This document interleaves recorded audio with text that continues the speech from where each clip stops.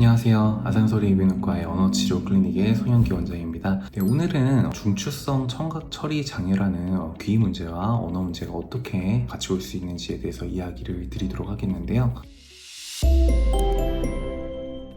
청각장애를 가진 환자들 그리고 아동들 상당수가 언어 문제로 인해서 일상생활에서 어려움을 겪게 됩니다. 이러한 환자분들에게 청각학자나 언어치료사가 협력하는 팀 접근법을 통해 가장 효과적인 치료를 제공할 수가 있습니다. 그러나 실제로 대부분 일반 클리닉에서 이러한 포괄적 접근은 이루어지기가 불가능합니다. 따라서 언어치료가 지연된다거나 반대로 청력 재활이 지연된다거나 하는 문제가 발생할 수가 있고, 이러한 문제는 아동이나 환자들의 삶에 제일 큰 영향을 미치게 되고 적절한 개입이 이루어지지 않으면 장기적으로는 더 심각한 언어 및 사회적 문제로 이어질 수가 있겠습니다. 중추성 청각 장애의 증상입니다. 먼저 중추성 청각 처리 장애라는 질환은 청각 정보의 해석 및 처리에 어려움을 겪는 장애로, 그 기전은 달팽이관의 기능까지는 문제가 없으나 뇌에 정보를 전달해주는 경로, 청신경 또는 뇌의 문제가 발생함으로써 이러한 신호들을 해석하지 못하게 되어 발생하는 질환이라고 보시면 되겠습니다. 증상은 다음과 같은데요. 첫 번째는 정보 처리가 어렵습니다. 화자의 말을 효율적으로 처리하지 못하고 질문에 대한 응답 시간이 매우 길어집니다. 또한 화자를 무시하거나 대화에 참여하지 않는 것처럼 보이기도 합니다. 그리고 긴 문장을 따라가기 어렵고 수업이나 토론 중에 내용 이해에 어려움을 겪습니다. 이런 문제들로 인해 종종 산만하다고 오해를 받는 경우가 있습니다. 그리고 주의 집중력 문제가 발생합니다. 과제에 대한 집중력을 잃는 경향이 있고 과제 수행 능력이 전반적으로 저하됩니다. 그리고 단기 기억력 저하입니다. 단기 기억력이 매우 약하기 때문에 주어진 정보를 바로 처리하고 기억하고 집행하는 데 어려움을 겪습니다. 그리고 음소 인식과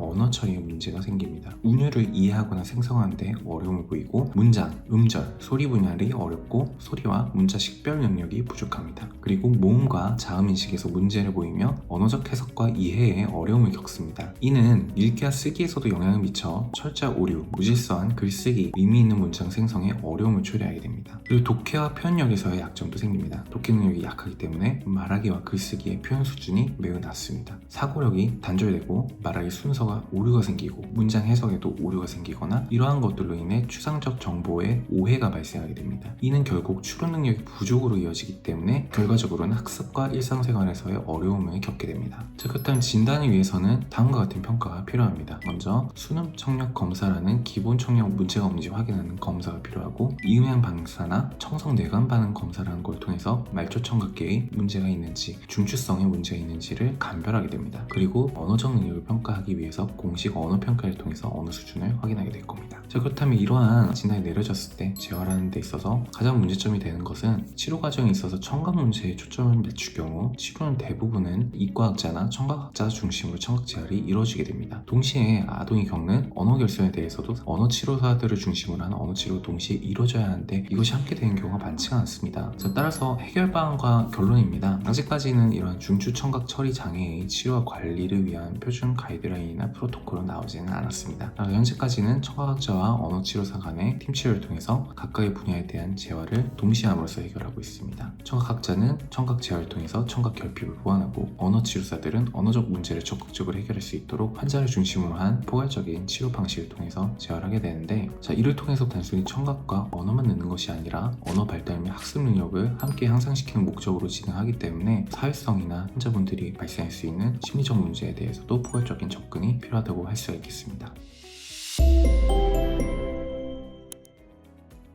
이상으로 아산소리 이비인후과 언어발달 클리닉 그리고 청각 클리닉의 소영기였습니다. 경청해주셔서 감사합니다.